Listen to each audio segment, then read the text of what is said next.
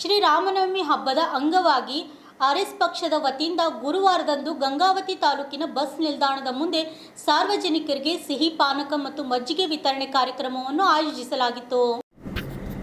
ಕಾರ್ಯಕ್ರಮವನ್ನು ಉದ್ದೇಶಿಸಿ ಮಾತನಾಡಿದ ರಾಜ್ಯ ರೈತ ಘಟಕ ಕಾರ್ಯದರ್ಶಿ ನಿರುಪಾದಿ ಕೆ ಗೋಮರ್ಶಿ ಅವರು, ಈ ಕಾರ್ಯಕ್ರಮವನ್ನು ಶ್ರೀರಾಮನ ಜನ್ಮೋತ್ಸವ ಸಂಭ್ರಮವನ್ನು ಹಂಚಿಕೊಳ್ಳುವ ಉದ್ದೇಶದಿಂದ ಹಾಗೂ ಬೇಸಿಗೆ ಕಾಲದಲ್ಲಿ ಸಾರ್ವಜನಿಕರಿಗೆ ತಂಪು ಪಾನೀಯಗಳನ್ನು ಒದಗಿಸುವ ನಿಟ್ಟಿನಲ್ಲಿ ಹಮ್ಮಿಕೊಳ್ಳಲಾಗಿದ್ದು, ರಾಮನವಮಿ ಹಬ್ಬವು ಧರ್ಮ, ಸತ್ಯ ಮತ್ತು ನ್ಯಾಯದ ಸಂಕೇತವಾಗಿದ್ದು ಸಮಾಜದಲ್ಲಿ ಸೌಹಾರ್ದತೆ ಮತ್ತು ಏಕತೆ ಬೆಳೆಸುವ ಸಂದೇಶ ನೀಡುತ್ತದೆ ಎಂದು ತಿಳಿಸಿದರು.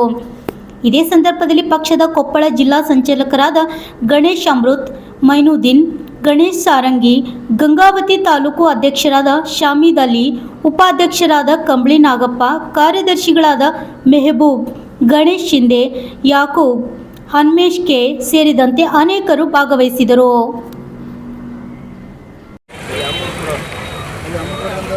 ಹೆಣ್ಮಕ್ಳು ಕೊಡ್ರಿ.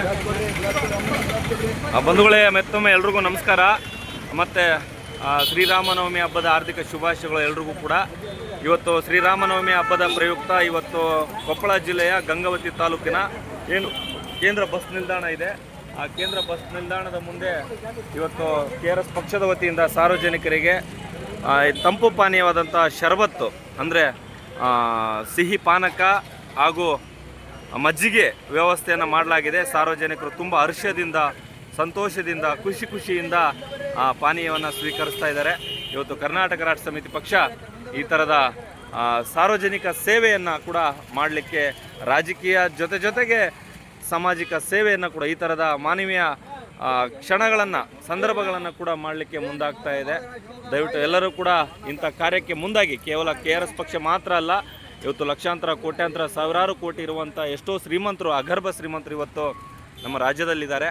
ಅವರೆಲ್ಲರೂ ಕೂಡ ಈ ಥರದ ಒಂದು ಶುಭ ದಿನದಂದು ರಾಮನವಮಿ ಹಬ್ಬದ ಪ್ರಯುಕ್ತ ತಂಪು ಪಾನೀಯವನ್ನು ವಿತರಣೆ ಮಾಡೋದಾಗಿರಲಿ, ಮಜ್ಜಿಗೆ ವಿತರಣೆ ಮಾಡೋದಾಗಿರಲಿ ಮಾಡಿದಾಗ ಸಾರ್ವಜನಿಕರಿಗೆ ಎಷ್ಟೋ ಒಂದು ಅನುಕೂಲ ಆಗುತ್ತೆ, ಅವರಿಗೆ ಒಂದು ಒಳ್ಳೆಯ ಒಂದು ಏನದು ಸಂದರ್ಭ ಸೃಷ್ಟಿ ಆಗುತ್ತೆ ಅನ್ನುವಂಥ ಕಾರಣಕ್ಕಾಗಿ ನಾವು ಈ ಥರದ ಕೆಲಸವನ್ನು ಮಾಡ್ತಾ ಇದ್ದೇವೆ. ಬಂಧುಗಳೇ, ದಯವಿಟ್ಟು ಇಂಥ ಕೆಲಸಕ್ಕೆ ತಾವೆಲ್ಲರೂ ಸಹಕಾರ ಕೊಡಬೇಕು. KRS ಪಕ್ಷ ಈ ಥರದ ಜನಪ್ರಿಯವಾದಂಥ ಸೇವೆಯನ್ನು ಮಾಡಲಿಕ್ಕೆ ಸದಾ ಯಾವತ್ತೂ ಮುಂದಿರುತ್ತೆ ಅನ್ನೋದು ನಿಮಗೆ ಈ ಸಂದರ್ಭದಲ್ಲಿ ತಿಳಿಸ್ತಾ ಇದ್ದೀನಿ.